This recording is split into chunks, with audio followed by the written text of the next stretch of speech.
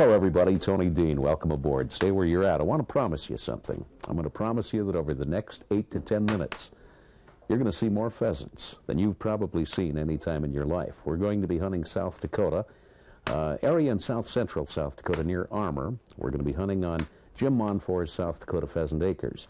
Now, what I can tell you about pheasant hunting in South Dakota is the population peaked 3 times. Once during the war years, once during the soil bank years, the 50s into the 60s, and there's been a real resurgence in bird numbers in the Dakotas and across the Midwest for that matter during recent years, the CRP years. In fact, the past 2 years, probably more pheasants in South Dakota where I live than I've ever seen in my lifetime, and I grew up in the Dakotas.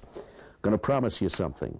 Habitat means pheasants, and I've never seen a farm that has more quality habitat, nesting habitat, winter cover, a lot of wetland areas, everything you need to create lots of pheasants than you're going to see just ahead. Stay where you're at. There's a place in South Dakota where the good old days of pheasant hunting are happening now, where the cover takes you back to the soil bank days.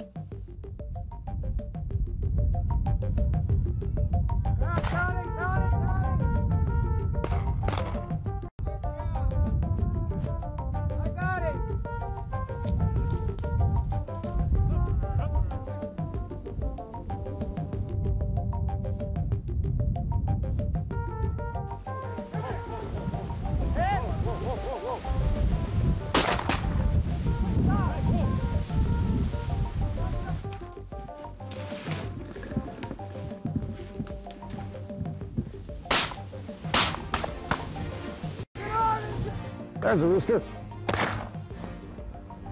Good shot. I got him. Got him? Okay.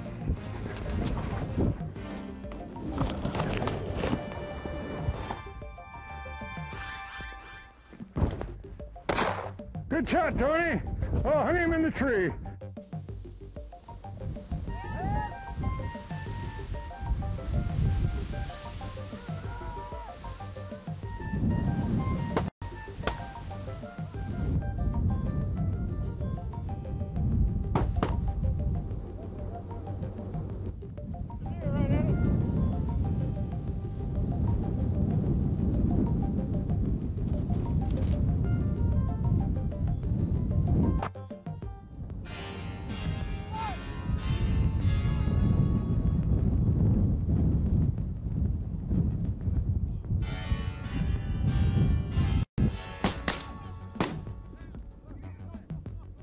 Yes, here in South Dakota, on this farm, South Dakota Pheasant Acres, you can step back in time to pheasant hunting the way it once was.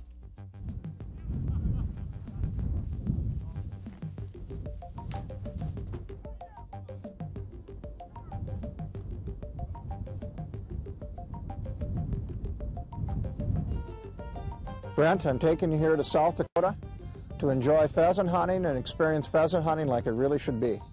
If you look out here, that's typical South Dakota habitat and countryside the way it's been for thousands of years. You look out there, you see all kinds of different grasses, even some brush, some small trees near the water edge, wetlands.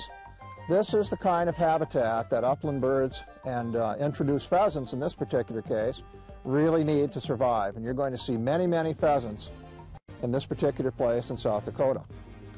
Are you ready to go? Yeah, I'm ready. Are you excited? Yes. All right, well, let's get going.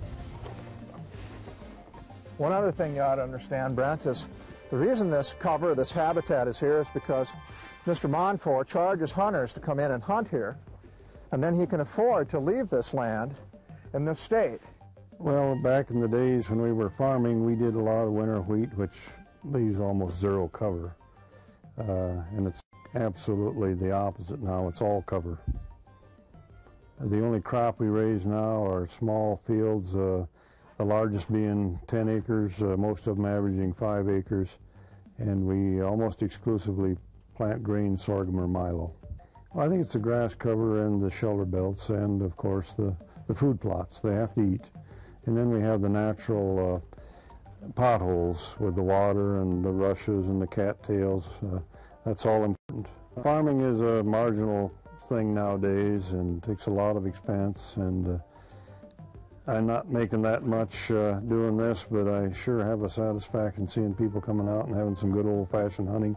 I've had people here that quit hunting, and we've talked them into rejuvenating their hunting instincts, and it's refreshing to see that happen. I've had people here that have never hunted that are hooked. They come back years after year, you know, and we need that.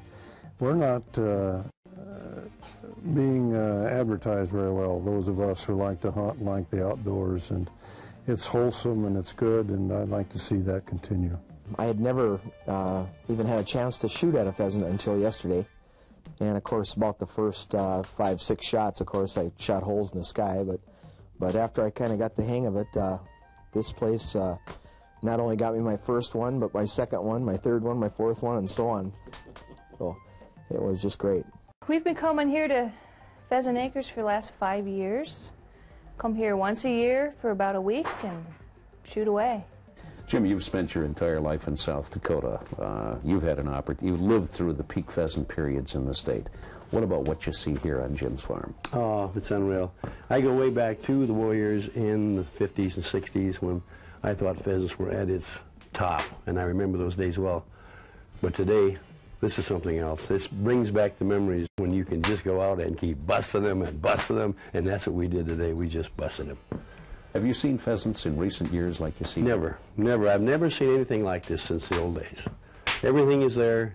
Everyone shot birds, and every place we went, there were more and more and more birds. It was fantastic.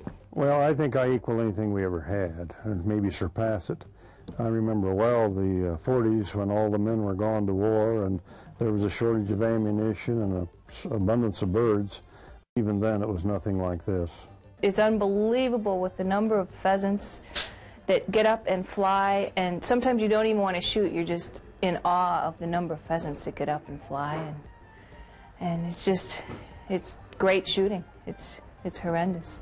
What was so unique is the first day I was here, we drove all day long and didn't see the same piece of ground twice. It was from tree lines to milo to corn to it was just, everything was different. And every time we drove, we'd drive for maybe, it seemed like a 5-10 minute drive, and we'd be in a new section of land that had more birds than the last one.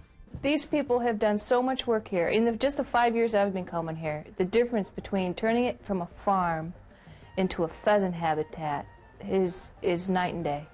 What's it mean to you to be able to walk out your door here and go out and walk into a piece of milo or CRP cover or what have you and flush all those birds? What's that mean to you? Well, it just thrills me to death.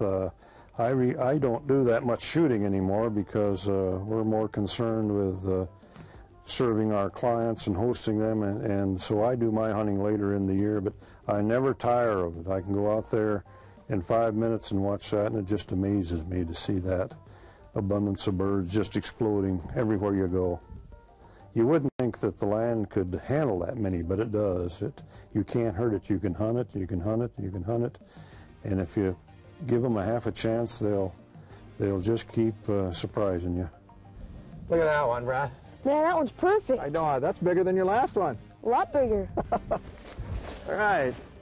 Now, we're going to go up over here, and we'll see if we can get another one. Okay. And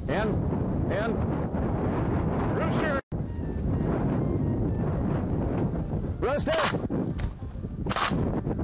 Just a little far. Hey, buddy, come. Look at that up there, Toby. Look at all those birds. The season's a lengthy one, beginning in mid-September, running through the end of March. Your daily limit is 4 birds, and to assure the best in habitat, the resident manager is a graduate wildlife biologist. At the end of the day, relax around the bar, or unwind in the comfortable and spacious main lodge. And during the football season, as a result of satellite television, you won't miss any of your favorite NFL action. Mealtime's a real treat, with a gourmet menu ranging from choice ribeye steaks to pheasant with all the trimmings. And after a day of rigorous hunting, let those aches disappear in the hot tub